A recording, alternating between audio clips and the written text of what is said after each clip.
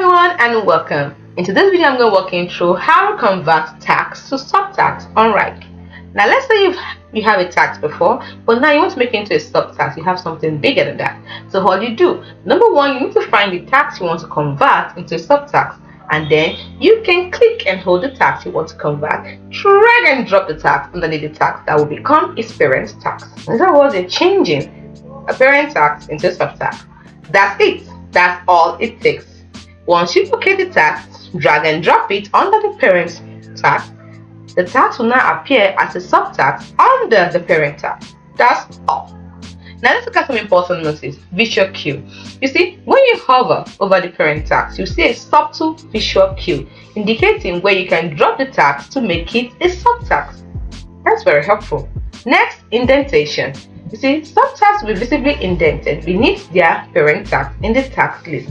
Next, Gantt chart.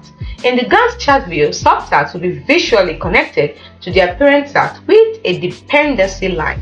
You see, this method allows you to quickly and easily reorganize your tax within Wrike by converting them into subtax of other tax. It is as simple as that. Hope you found this video helpful. Do not forget to like and subscribe to the channel for more. Thanks for